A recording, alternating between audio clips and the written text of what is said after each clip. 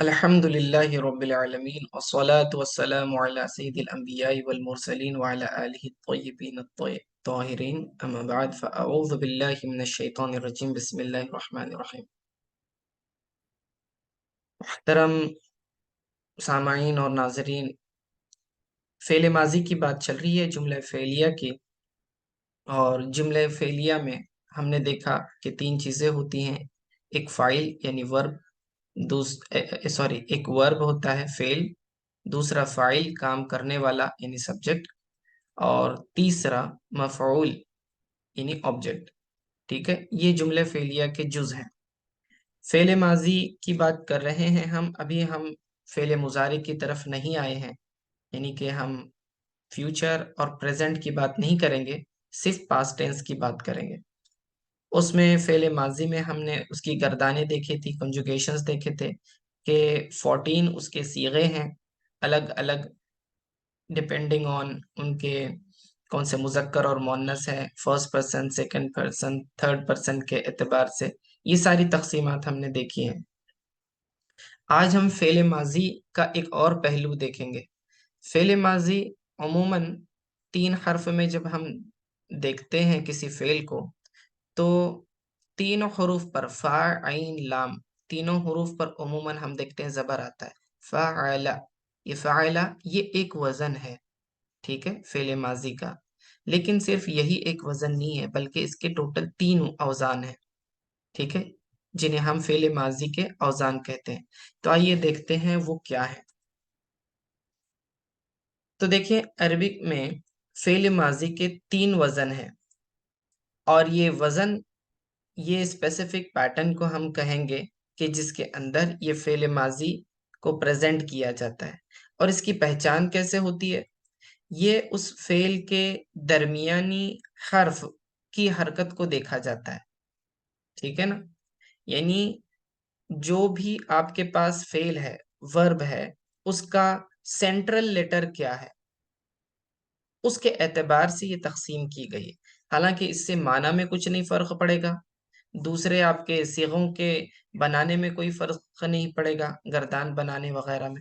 बस आपने ख़याल ये रखना है कि जो फ़ेल, जिस फ़ेल की दरमियानी हरकत जैसी है, गर्दान बनाते वक़्त आपको उसको वैसे ही रखना है, उसको बदलना नहीं है, ठीक है? तो फ़ेल माज़ी के ये 3 औज़ान हैं, फ़अला, फ़अइला, फ़अउला। आप देख रहे हैं कि यहाँ फ़ाइला के अंदर, वर्ब के अंदर दरमियानी हर्फ कौन सा है? ऐन कलिमा, ऐन, ठीक है। सर्फ की ज़बान में फ़ेल के हर हर्फ को ना नाम दिया गया है, ठीक है। अमूमन 3 लेटर्स वाले वर्ब्स आते हैं, तो उनको जो है पहला लेटर, दूसरा लेटर या तीसरा लेटर इस तरह कहने से बेहतर वो ऐसे कहते हैं कि फ़ा कलिमा, ऐन कलिमा और लाम कलिमा, ठीक है ना? या फा कलीमा जब बोलेंगे तो इसका मतलब होता है कि first letter of the verb, और आयन कलीमा मतलब central letter of the verb, ठीक है, और लाम कलीमा मतलब last letter of the verb, इस तरह होता है। तो फा, आयन और लाम, तो इसी के नाम दे दिए गए, फा कलीमा, आयन कलीमा, लाम कलीमा, ठीक है। अब आप देखेंगे इसके अंदर तीनों अफ़आल के वजन में ऐन कलीमे की सिर्फ हरकत बदल रही है, बाकी कोई चीज नहीं बदल रही। तो पहले ऐन कलिमा पर फतहा था यानी ज़बर था, दूसरे पैटर्न में आप देखेंगे ऐन कलिमा पे कसरा है यानी ज़ेर है, और तीसरे में आप देखेंगे कि ऐन कलिमा पर पेश है।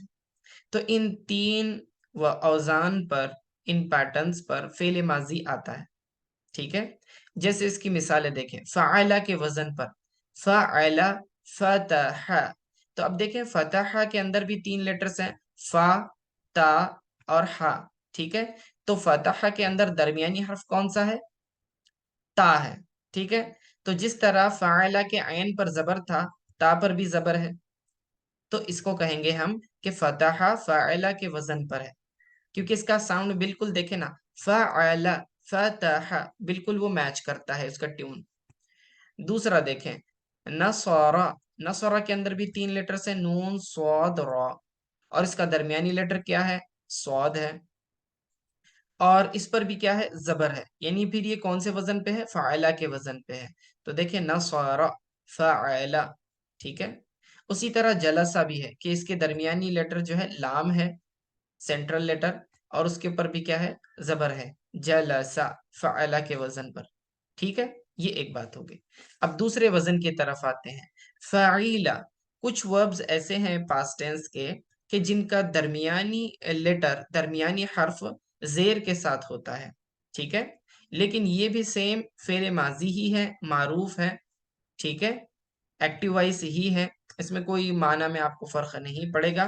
بس یہ جو وربز بنے ہیں یہ ایسے ہی بنے ہیں. ٹھیک ہے، اس پیٹرن پر. تو فعیلا، یہ اس کی مثال کیا ہے؟ شریبا، شریبا کا مطلب اس نے پیا. فتح کا مطلب اس نے کھولا. نصرہ، اس نے مدد کی. جلسہ، وہ بیٹھا. شریبا کا مطلب کیا ہوگا؟ شریبا یعنی اس نے پیا. ٹھیک ہے، اب شریبا کے اندر درمیانی لیٹر کیا ہے؟ شین رو با کے بیچ میں یہ رو آ رہا ہے، اور را کے اوپر کون سی حرکت ہے؟ زیر ہے. ٹھیک ہے نا، تو یہ فعیلہ کے وزن پہ ہے، کیونکہ فعیلہ کے عین کلمے کے نیچے کیا ہے؟ زیر ہے. فعیلہ شریبا. ٹھیک ہے، فعیلہ شریبا. اسی طرح دوسری مثال، عمیلہ، اس نے کام کیا. عمیلہ، تو عمیلہ کے اندر درمیانی حرف میم ہے، اور میم کے نیچے زیر ہے، تو بالکل یہ فعیلہ کے وزن پہ فٹ ہوتا ہے. عمیلہ، فعیلہ. ٹھیک ہے، اسی طرح لبیسہ ہے. لبیسہ کا مطلب اس نے پہنا. ٹھیک ہے، تو لبیسہ فعیلہ کے ہی وزن پہ. تو اس طرح سے یہ دوسرا وزن ہوا. تیسرا وزن ہے ہمارے پاس فعل ماضی کا. فعولا، عین کلمے کو پیش سے پڑھا گیا ہے.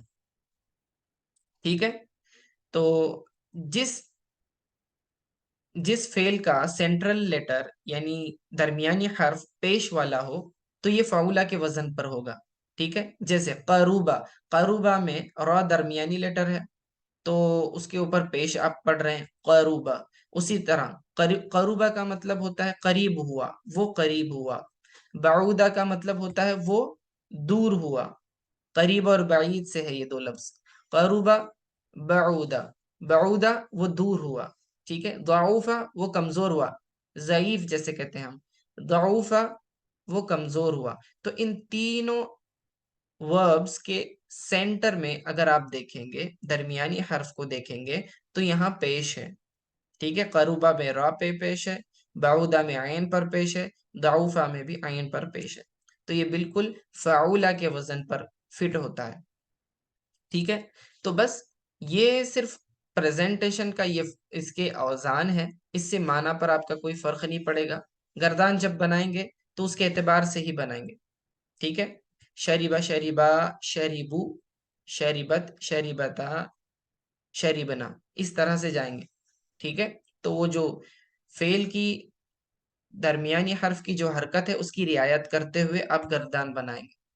اوکے، اس کا فائدہ کیا ہوتا ہے؟ اوزان پہچاننے کا فائدہ یہ ہوتا ہے کہ آپ جب کبھی ترجمہ کرنے لگو، آپ کے پاس مختلف صیغے آئیں گے، کوئی بھی آ سکتا، ماضی کا ہوگا، مضارع کا ہوگا، جو بھی ہے، لیکن آپ فعل کے حروف اصلی کو پہچان پائیں گے. ٹھیک ہے نا، جب آپ حروف اصلی کو پہچان لیں گے تو آپ کو ترجمہ کرنے میں بہت زیادہ آسانی ہوتی ہے. اوکے، تو یہ جو 3 لیٹرز ہیں یہ ورب کے حروف اصلی ہیں. باقی اس کے اندر جو ہے کمی زیادتی ہوتی رہتی ہے اس کے پروناؤنس ضمائر کی وجہ سے. ٹھیک ہے، یا پھر مضارع کی علامتوں کی وجہ سے. اوکے، تو اسی کا خیال رکھیں. آگے چلتے ہیں. اب ہم تھوڑا سا ایکسرسائز کریں گے، یعنی کہ ہمارے پاس کچھ سینٹنسز ہے جس کی ہم نے کل بھی پریکٹس کی تھی. اب ہم دوبارہ اس کو شامل کرتے ہوئے آگے بڑھیں گے کہ کس طرح سے ہم مختلف اوزان والے فعل ماضی کے صیغے استعمال کر کے ترجمہ کریں گے. ٹھیک ہے، اب دیکھیے مثال، دیکھیے ہمارے پاس کیا ہے. ذهب حامد من البیت الی المسجد. یہ آپ کے پاس ایک جملہ ہے. اب اس کا ترجمہ کیسے کرنا ہے؟ سب سے پہلے آپ نے دیکھنا ہے کہ یہ جملہ فعلیہ ہے یا اسمیہ ہے. اسم سے شروع ہو تو اسمیہ، فعل سے شروع ہو تو فعلیہ. تو یہاں پر ایک فعل آیا ہے، 3 لیٹرز والا حرف ہے، اور ذہبہ یہ ایک ورب آیا آپ کے پاس. ٹھیک ہے، اچھا مجھے بتائیں یہ ذہبہ کون سے وزن پر ہے؟ ہمارے پاس فعل ماضی کے 3 اوزان ہیں، فعلا، فعولا، فعیلا. تو یہ ذہبہ جو ہے فعلا کے وزن پر آتا ہے. اوکے، فعل آتے ہی پہلا آپ کو کام کرنا ہے فاعل کو تلاش کرنا ہے. فاعل کو کیسے تلاش کریں گے؟ سب سے پہلے دیکھیں گے کہ صیغہ آپ کا اگر پہلا یا چوتھا ہے تو اس کے بعد اس میں ظاہر آ رہا ہے یا نہیں آ رہا ہے. اگر آ رہا ہے تو وہ اس کا فاعل ہوگا، اگر نہیں آ رہا ہے تو ضمیر اسی میں سے فعل میں سے نکالنی ہوگی. تو ذہبہ حامد، حامد یہ ایک اسم ہے جو ذہبہ کے بعد آ رہا ہے، اسی لیے یہ اس کو ہم جو ہے فاعل بنائیں گے اس کا، یعنی کام کرنے والا. تو ذہبہ حامد، ذہبہ کا مطلب وہ گیا، حامد، حامد اس کا فاعل بنے گا جانے والا، تو ترجمہ ہوگا ذہبہ حامد، حامد گیا. ٹھیک ہے، حامد ان پر ہم نے پیش پڑا ہے کیونکہ یہ فاعل بن رہا ہے. جملہ فعلیہ میں جو فاعل ہوتا ہے اس پر وہ پیش والی حالت میں ہوتا ہے. ٹھیک ہے، حالت رفعی میں ہوتا ہے. اسپیسیفک ٹرمز میں ہم اسے کیا کہیں گے؟ رفع کہیں گے. اوکے، تو ذہب حامد، حامد گیا. من البیتی، من حرف جر ہے، اپنے بعد والے اسم کو زیر دے گا، اسی لیے البیتی کے نیچے زیر پڑا ہے. من البیتی، گھر سے، من یعنی سے، البیت یعنی گھر. من البیتی، گھر سے. ذهب حامد من البیتی، حامد گھر سے گیا، نکلا. حامد گھر سے باہر گیا. الی المسجد، کدھر گیا؟ مسجد کی طرف گیا. ٹھیک ہے، الی المسجد، الی بھی حرف جر ہے اس لیے بعد والے اسم پر زیر ہے. الی المسجد، مسجد کو گیا یا مسجد کی طرف گیا. تو حامد گھر سے جو ہے باہر گیا اور مسجد کو گیا. کیسے بولیں گے؟ ٹھیک ہے، ذهب حامد من البیت الى المسجد، Hamid went from the house، ٹھیک ہے، to the mosque، مسجد کی طرف، مسجد کو گیا. وجلس، اب یہ دیکھیں واو حرف عطف ہے، یعنی یہ جوائن کرنے کے لیے استعمال ہوتا ہے دو سینٹنسز، دو ناؤنس کو یا دو وربس کو. ٹھیک ہے، تو اس کو جو ہے جوائن کرنے کے لیے استعمال ہوتا ہے. وجلس، جلس کا مطلب وہ بیٹھا. ٹھیک ہے، فعلا کے وزن پہ. جلسا، فی ہی، اس میں بیٹھا. فی ہی یعنی اس میں، فی کا مطلب ہوتا ہے میں، اور ہا ضمیر یہ پوائنٹ کر رہی ہے مسجد کو. ٹھیک ہے، مذکر کی ضمیر ہے، مسجد کی طرف لوٹائیں گے. وجلس فیہ، اور وہ اس میں بیٹھا. تو اب دیکھیں جلسا فعل آیا، فعل کے بعد کوئی فاعل آپ کو نظر آ رہا ہے؟ اس میں ظاہر نہیں نظر آ رہا ہے، کوئی ناؤن نہیں ہے جلسا کے بعد. اسی لیے پھر کیا کریں گے؟ اسی فعل میں سے ایک ہوا ضمیر نکال مذکر کی جو حامد کی طرف لوٹے گی. وجلسا، اور وہ بیٹھا، وہ سے مراد حامد. وجلسا، اور وہ بیٹھا، فی ہی، اس میں، فی ہی سے مراد کس میں بیٹھا؟ مسجد میں. وعبد، اور اس نے عبادت کی. ٹھیک ہے، اس نے عبادت کی، یہاں بھی کوئی اس میں ظاہر نہیں ہے تو فاعل اس فعل کے اندر سے ہی نکلے گا. اور اس نے عبادت کی. دیکھیں عبدہ صرف ایک چھوٹا سا لفظ ہے لیکن پورا کا پورا ایک جملہ بنتا ہے. ٹھیک ہے، عبدہ فعل اور اس کے اندر ساتھ ہی فاعل بھی ہے، تو فعل بفاعل کہیں گے اس کو. ٹھیک ہے، تو وہ عبدہ، اور اس نے عبادت کی، وہ ذکرہ، اور اس نے ذکر کیا، وہ فرحہ، اور وہ خوش ہوا. اب یہاں پر آپ دیکھیں گے فرحہ کا وزن کیا ہے. فرحہ جو ہے یہ فعالہ کے وزن پر نہیں ہے بلکہ فعیلہ کے وزن پر ہے. ٹھیک ہے، معنی تو وہی ہے کہ خوش ہوا. ٹھیک ہے، وہ خوش ہوا، تو معنی پہ کوئی فرق نہیں پڑا. البتہ یہ نظر آنے میں تھوڑا سا مختلف ہے کیونکہ اس کے درمیانی حرف کی حرکت کیا ہے؟ ڈیفرنٹ ہے، اور وہ زیر ہے. تو یہ فریحہ بروزن فعیلہ آئے گا. ٹھیک ہے، ترجمہ سمجھ میں آ گیا؟ آگے دیکھیں، آگے کیا سٹوری ہے. ثم خرج، پھر اس کے بعد باہر نکلا. کون نکلا باہر؟ یہاں کچھ مینشن ہے الفاظ میں، خارجہ کے بعد کوئی اسم آ رہا ہے؟ نہیں آ رہا ہے. ٹھیک ہے نا، تو ہم کنسیڈر کریں گے ایک پرناؤن اسی فعل کے اندر سے جو پوائنٹ کرے گا اس کے اصل فاعل کو، یعنی کہ وہ کون نکلے گا؟ خارجہ پہلا صیغہ ہے واحد مذکر غائب کا. ٹھیک ہے، تو ہوا ضمیر پوائنٹ کریں گے حامد کی طرف. ثم، پھر، خرجہ وہ نکلا، وہ نکلا سے مراد حامد نکلا. ثم، پھر، خرجہ وہ نکلا، الی مدرستی، اس کے مدرسے کی جانب، اس کے مدرسے کی طرف، ٹھیک ہے. اب اس کا مدرسہ، یہ ترجمہ کیسے کیا میں نے؟ مدرستن کہتے ہیں اسکول کو، ٹھیک ہے. اور یہ اس کے ساتھ ہا ضمیر جوائنڈ ہے. جب بھی میں نے کہا تھا کہ جب کبھی کسی اسم کے ساتھ کوئی ضمیر متصل آ جائے، جوائنٹ ہو کر آ جائے، تو آپس میں اس کی ترکیب مضاف مضاف الیہ کی بنتی ہے، یعنی کا کے کی کا معنی آئے گا اس میں. مدرستی ہی، یہ ہا ضمیر کس کو پوائنٹ کر رہی ہے؟ اگین حامد کو ہی پوائنٹ کرے گی، ٹھیک ہے. مدرستی ہی کا مطلب ہوگا اس کا مدرسہ، ٹھیک ہے، اس کا مدرسہ یعنی اس کی اسکول. ثم خرج الى مدرسته، اس کے بعد وہ مدرسے کی طرف نکلا. ووصل الیہا، وصلہ کا مطلب ہوتا ہے ملنا، پہنچنا، ٹھیک ہے. اور وہ وہاں پہنچا، ٹھیک ہے نا. ووصل، اور وہ پہنچا، الیہا، اس سے، یعنی اس تک پہنچا، اس تک پہنچا، الیہا، اس تک پہنچا. اب دیکھیں الا یہ حرف جر ہے، اس کے ساتھ ہا ضمیر ملی ہوئی ہے، ٹھیک ہے. اس سے بن گیا وہ الیہا. یہ اصل میں الا تھا، الا کے ساتھ کیا بنا؟ ہا ضمیر جوائن کر دیے. اب یہ ہا ضمیر مؤنث کی ہے، ٹھیک ہے نا. ادھر والی جو مدرستی ہی میں جو ضمیر تھی وہ مذکر کی تھی، جو حامد کی طرف لوٹ رہی تھی، پوائنٹ کر رہی تھی. اور یہ الیہا کے اندر جو ہا ضمیر ہے یہ مؤنث کی ضمیر ہے، ٹھیک ہے نا. یہ فیمینائن مؤنث کی ضمیر ہے. تو آپ مجھے بتائیں کہ یہ ہا ضمیر کس کو پوائنٹ کر رہی ہے؟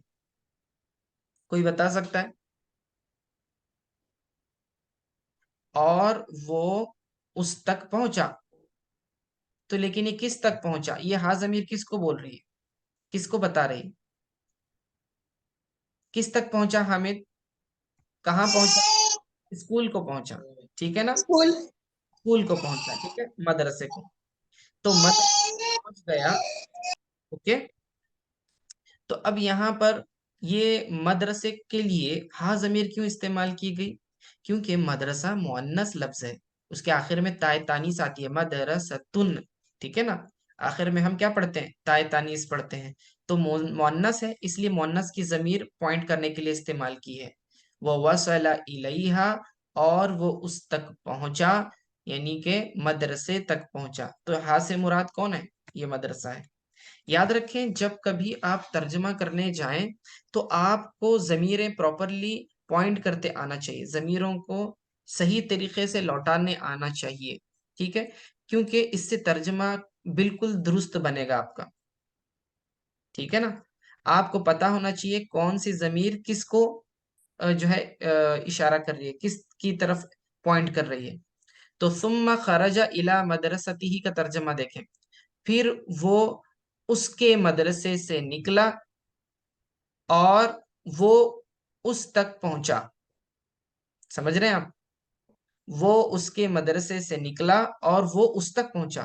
وہ اس تک پہنچا، کون کس تک پہنچا؟ حامد اسکول تک پہنچا، ٹھیک ہے. سمجھ میں آ رہی ہے بات؟ تو ضمیر استعمال کرنے کا طریقہ یہ ہوتا ہے کہ پہلے ایک بار ناؤن گزر جاتا ہے جملے میں، اور پھر اس کے بعد ہم ہر بار اس کا نام نہیں لیتے، بس اس کی طرف اشارہ کر دیتے ہیں ضمیر کے ذریعے، ٹھیک ہے نا. آگے دیکھیں، وحضر الفصل، ٹھیک ہے. حضرہ کا مطلب ہوتا ہے حاضر ہونا یا اٹینڈ کرنا، ٹھیک ہے. تو اب دیکھیں حضرہ یہ ایک فعل ہے، اس کے بعد کوئی فاعل جو ہے لفظوں میں نہیں ہے، ٹھیک ہے. کوئی فاعل لفظوں میں نہیں ہے، اسی کے اندر سے ہم ایک ضمیر نکالیں. حضرہ سے مراد وہ کیا ہوا؟ اس نے اٹینڈ کیا یا وہ حاضر ہوا. کہاں حاضر ہوا؟ الفصل، فصل سے مراد کلاس روم، کلاس روم کو فصل کہتے ہیں، ٹھیک ہے نا. وحضر، اب دیکھیں جملے کے اندر ترکیب کیا ہونی چاہیے؟ پہلے فعل آئے گا، پھر فاعل آئے گا، اس کے بعد مفعول آئے گا. تو حضر یہ فعل ہوا اور فاعل تو اسی کے اندر ہے، ٹھیک ہے نا. تو فعل بفاعل ہو گیا، یہ دونوں چیزیں ہو گئی. اب جو کچھ جملے میں بچ جاتا ہے وہ مفعول ہوتا ہے. تو دیکھیں الفصل یہ جو ہے مفعول بنے گا، ٹھیک ہے نا. اب ترجمہ دیکھیں، وہ کلاس روم میں حاضر ہوا، ٹھیک ہے.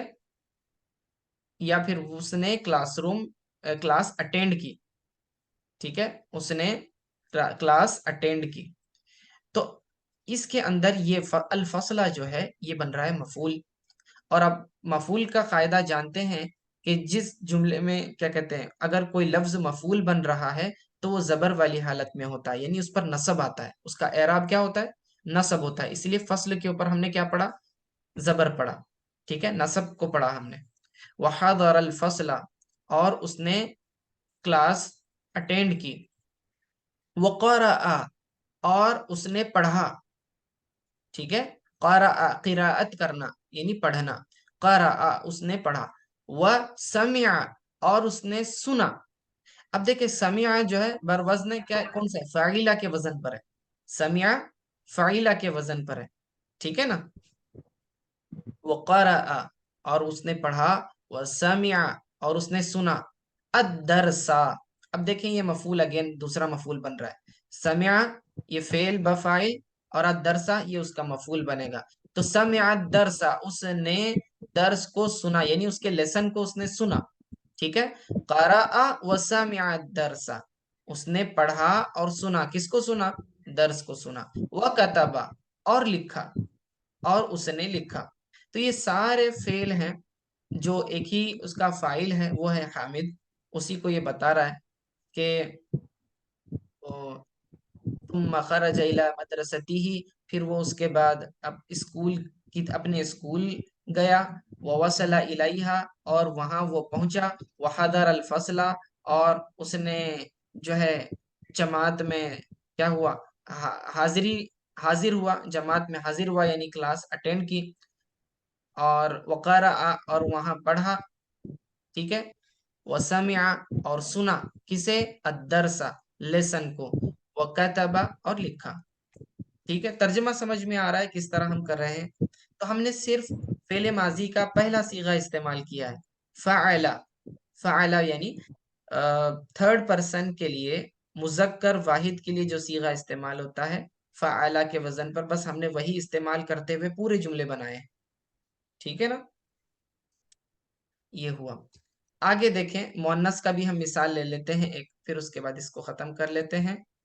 تو مؤنث کی مثال دیکھیں. مؤنث واحد مؤنث غائب کے لیے فعلت کا وزن استعمال ہوتا ہے، جو صیغہ نمبر 4 ہے آپ کا.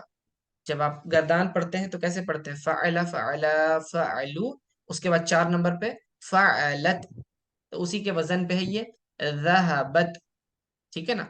مذکر کے لیے ہم نے کیا کہا، ذہبا وہ گیا، اور مؤنث کے لیے کیا کہیں گے، ذہبت وہ گئی. ترجمہ سمجھا، وہ گئی. آخر میں تا لگائیں گے سکون کے ساتھ، یعنی جزم آئے گا اس کے اوپر، ذہبت وہ گئی. اب پھر وہی ترجمے کی ٹرک وہی ہوگی کہ پہلا اور چوتھا صیغہ جو ہوتا ہے اسی کے بعد اس میں ظاہر آ سکتا ہے، یاد رکھنا. صرف پورے فعل ماضی کی گردان میں پہلے اور چوتھے صیغے کے بعد ہی اس میں ظاہر آ سکتا ہے، باقی کسی صیغے کے بعد اس میں ظاہر نہیں آتا، سب ضمیریں ہوتی ہیں. ذہبت فاطمہ، فاطمہ یہ ایک اسم آ گیا فعل کے بعد، تو اس کو ہم فاعل بنائیں گے، اور یہ فاعل بن رہا ہے اس لیے اس پر پیش بھی ہم پڑھ رہے ہیں. ذہبت فاطمہ، فاطمہ گئی. الی المطبخ، مطبخ کہتے ہیں کچن کو، ٹھیک ہے. مطبخ کا مطلب ہوتا ہے کچن. ذہبت فاطمہ الی المطبخ، Fatima went to the kitchen. وطبخت، اور پکائی، she cooked، ٹھیک ہے نا. طبخت، طبخت کے بعد کوئی اسم نہیں ہے، ٹھیک ہے نا. تو اب ہم اس کا فاعل جو ہے کس میں سے نکالیں گے، فعل میں سے ہی نکالیں گے. تو اب اس میں سے ہیا ضمیر نکالیں گے، ہوا نہیں کہیں گے، ہیا ضمیر نکلے گی اس کے اندر سے جو فاطمہ کو پوائنٹ کرے گی. اور وہ پکائی، تو وہ پکائی سے مراد کس نے پکایا، فاطمہ نے پکایا. وطبخت، اور اس نے پکایا، ٹھیک ہے، یعنی کہ فاطمہ نے پکایا. طبخہ فعل ہے، اور یہ تا جو بتا رہی ہے کہ یہ مؤنث کے لیے استعمال ہو رہا ہے. طبخت، اور وہ پکائی، ٹھیک ہے، یعنی کچن میں گئی اور وہاں پکائی. ثم، پھر اس کے بعد رجعت لوٹی. رجع کا مطلب ہوتا ہے، رجع کا مطلب ہوتا ہے وہ لوٹا، ٹھیک ہے. رجوع کرنا، لوٹنا، پلٹنا، ٹھیک ہے، واپس آنا. रजात फिर वो लौटी, इला गुरफती तआमी कहाँ गई वो, किधर लौटी, इला गुरफती तआमी, गुरफतुन कहते हैं रूम को, कमरे को, तो आम कहते हैं खाने को, ठीक है। तो जहां खाना खाया जाता है वो कमरा, गुरफतुत तामी खाना खाने का कमरा, क्योंकि आपस में मुजाफ मुजाफुन इलैह है, गुरफतित तामी, ठीक है। गुरफतित तामी का मतलब खाना खाने का कमरा, खाना खाने का कमरे से मुराद डाइनिंग रूम, ठीक है। इंग्लिश में हम क्या कहेंगे, डाइनिंग रूम, तो अरबी में हम कहेंगे गुरफतित तामी। ये गुरफतु को गुरफती इसलिए पढ़ा है क्योंकि इसके शुरू में हरफ जर है, ओके। सुम्मा रजात इला गुरफती तामी, फिर वो डाइनिंग रूम की तरफ पलटी, यानी डाइनिंग रूम की तरफ आई, डाइनिंग रूम की तरफ वापस आई। व नजरत और उसने देखा, देखो नजारा का मतलब नजर से है, नजर का मतलब, नजारा का मतलब देखना, नजरत उसने देखा, ये मुअन्नस के लिए, व नजरत उसने देखा, इला असासिल बैती, असासिल बैत कहते हैं फर्नीचर ऑफ द रूम, ठीक है ना, घर का फर्नीचर जो होता है उसे कहते हैं असासिल बैत। वनज़रत इला असासिल बैती, और उसने फर्नीचर की तरफ देखा, वो फरिहत और वो खुश हुई, ठीक है ना, आसान है ना बिल्कुल। तो देखें, गौर करने वाली बात इसमें क्या है कि हमने सिर्फ चौथे सीगे का इस्तेमाल किया है, ज़हबत, तबखत, रजात, नज़रत, फरिहत, ये सारे जो हमने फेल इस्तेमाल किए हैं ये वाहिद मुअन्नस गायब वाले इस्तेमाल किए हैं, ठीक है। तो इस तरह से अगर आपको गर्दान याद है तो आपको जो है सीगा नंबर पता होगा और आप तर्जमा करते जाएंगे, ओके। मुजक्कर होगा तो जहाबा, और मुअन्नस होगी तो जहाबत। तर्जमा एक बार सरसरी तौर पर फिर देख लेते हैं। जहाबत फातिमा तो इलल मतबखी, फातिमा किचन की तरफ गई, व तबखत और पकाई, और उसने पकाया, सुम्मा रजात इला गुरफती तआमी, फिर उसके बाद वो डाइनिंग रूम की तरफ लौटी, व नजरत इला असासिल बैती, और उसने फर्नीचर को देखा, वो फरिहत और खुश हुई, ठीक है। तो इसके अंदर आप देखेंगे कि मैंने बहुत सारे वर्ब्स इस्तेमाल किए हैं जो आपके लिए नए हो सकते हैं, लेकिन ये बहुत कॉमनली इस्तेमाल होने वाले वर्ब्स हैं। तो आपको चाहिए कि आप इसको जितना जल्दी हो सके इसको याद कर लें, और जो भी ये वर्ब्स इसके अंदर मौजूद हैं आप इसकी गर्दान बनाने की कोशिश करें, क्योंकि जितनी गर्दानें आप बार बार बनाएंगे उतनी अच्छी तरीके से आप इसको याद रख पाएंगे और इसका इस्तेमाल का तरीका भी आपको समझ में आ जाएगा। तो उम्मीद है आपको आज का दर्स समझ में आ गया होगा और इसको याद रखने की कोशिश करें। वसल्लल्लाहु ताला अला खैरि खल्क़ी मुहम्मदिन व आलिहि व अस्हाबिहि अजमाइन बिरहमतिका या अरहमर राहिमीन।